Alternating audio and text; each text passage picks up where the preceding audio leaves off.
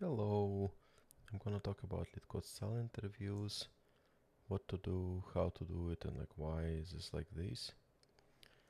Let's just jump into it, right into it. Why Leetcode-Style interviews? So that's trade-off. It's like maybe simple enough as like problems not being too sophisticated and like you don't need like a lot of preset up or reading existing code. You can calibrate a lot of candidates. Yeah, it's important for interviewers to be able to like evaluate how people perform and see like is the problem actually good. If you have like more like exotic problems, it becomes harder to get like something more or less like repetitive. Evaluation ability to code, it's not perfect. It's of course like kind of lab setting, like educational setting. But overall, it's like if you find some trade-off, it's like really hard to come to something like this. It's similar to like exams.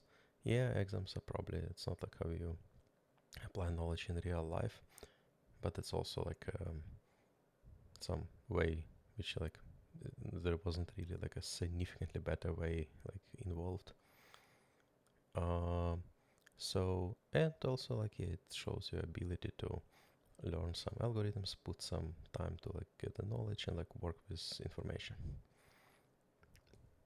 So I would focus on standard algorithms to know. So those include, but maybe not limited to, like iterations or arrays, some simple input processing, sorting, stack and like priority queue, backtrack and recursion, breadth and depth first search on graphs, and sometimes like it's more questionable whether to ask it as an interviewer, but sometimes it may happen. It's dynamic programming. Trading through arrays. Example problem would be like merging two sorted arrays. You do like 3-pointer approach or like 2-pointer approach. You like start with 0 index at each array and then like compare elements at current indexes and select smallest one, add to result and increment pointer for the corresponding array and the result array. And then compare again. Compare current elements, pick the smallest, and so on and so forth. Simple input processing, it can be like pretty much any input, and you need to like show that you can like read the line by line, maybe analyze the data somehow. For example, there's this service logs in JSON format, find how many like errors are there.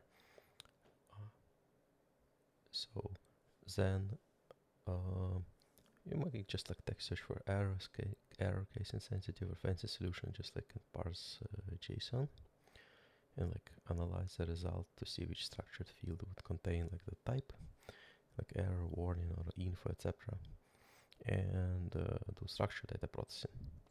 Sorting, you need to know how like common sorting algorithms work. Just read about that, find implementations. Like right now, even like GenAI can like suggest you like some good implementation from the box. That's just good educational stuff, because if you know how these algorithms work, you may already like be prepared for like a part of Leetcode-style problems. Because they actually use some of the algorithms I talk about like here. Typical problems in sorting would be like, for example, sort intervals by start or end time and do some like linear processing. So it can be problems like find like how many workers do you need to process all jobs in like parallel, or like find or like union of intersection of intervals and stuff like that. There is a stack. For example, you can have like two types of brackets. Find the sequences balance, so it's like there is a match between open and closing parentheses. So with one type of brackets you can just use a simple counter, but with two it's just better to do a stack. Add open parentheses to the stack, and if check if it's a closed one, then check if it matches what's on the top of the stack. And if not, you just return false, and then you also check that stack should be empty. Heap, for example, typical problem is merge case sorted arrays. Create a heap to store current elements, do k-pointers approach, and just keep iterating. Then like again, select smallest one. You need some extra metadata. With some languages you need to write a custom comparator. So like learn how to do that.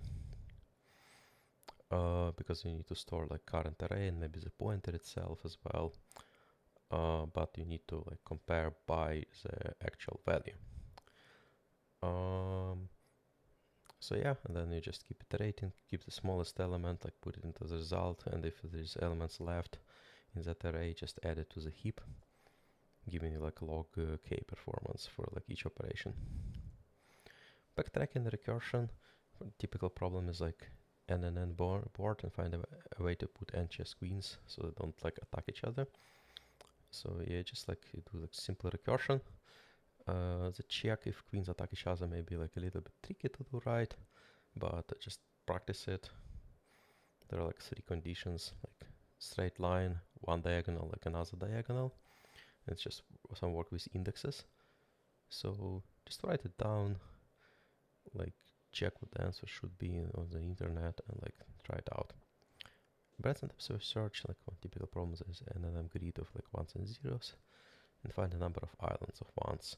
Islands of its connected lengths, but diagonals typically do not count, but sometimes they may count, and you just need to ask like the interviewer what's this about.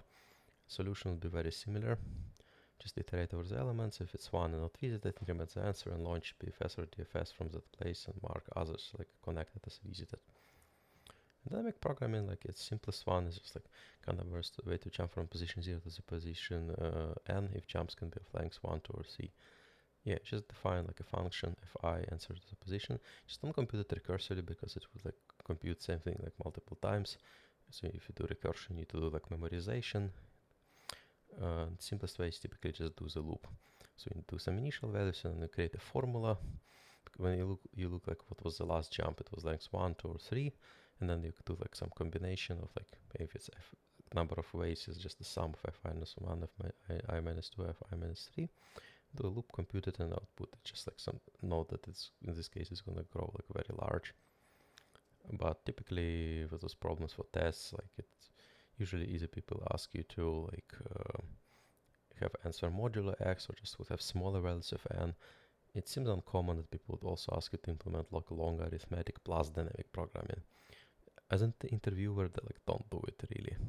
Maybe if the candidate is really fast on your problem, maybe you can ask as a follow-up, but don't do it by default. It's just a way to like maybe overwhelm the candidate, and you may have like being more in a situation where hey, like how well prepared are they instead of just how actually good they are. And if they prepared specific algorithms, you don't want to like check if people prepared specific algorithms. And dynamic programming, by the way, is also like some people get it, some people don't get it, and it's like one of the hardest things to like grasp mentally when you learn programming algorithms. So my advice is just don't ask dynamic programming, but if you do, like ask something like relatively simple and like be ready to give some hints. Closing thoughts and interview, you just keep educating yourself. There are a lot of learning materials of the internet. I just given some like simple examples, but like you can read about more about those algorithms. The more you know, the more chances are that you like encounter a problem which you kind of know how to solve. Yeah, please don't whine like, oh, why they use this Leetcode-Style problems. I went over some trade-offs and just like, hey, yeah, it's not perfect, but like it's hard to get something better which works in a reasonably short amount of time. Keep practicing on Leetcode or similar sites. And during the interview, like don't be afraid to ask for hints if stuck. Like people don't usually harsh if you ask for hints. I mean, if you ask for like 5 hints in a row, then maybe it's bad, but but if it's like 1 or 2 hints, it's fine. A good interviewer actually would determine the moment when you're stuck and give hints themselves. Some interviewers don't. So yeah, like drive the interview, participate in the process. As an interviewer, like don't ask hard or very hard problems. It's not worth it. Just usually ask some simpler, but like maybe several problems, and see how the person performs. Try to ask different algorithms if you ask 2 problems or more, just so if they like get one unlucky with like one bad problem, maybe they give it had a chance to like work well on another problem. Also, it's like counterintuitive, but maybe like if they did both problems like very fast and like without mistakes, it's actually difficult to judge. Maybe they were just well prepared and you like basically didn't put them out of comfort zone. In this case, I would just like ask some more in-depth knowledge about problem theory and like just maybe ask another like more complex follow-up. But at the same time, if like it's probably not worth bothering candidate too much, if they're like very well prepared and it's like they did their job, I think you can just give them a good mark.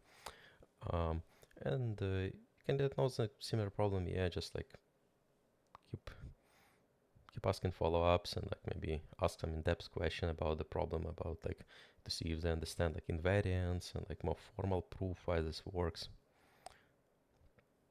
So yeah, basically you try to put them out of comfort zone and see how they think. Yeah, I think that would be it. Thanks everybody for watching.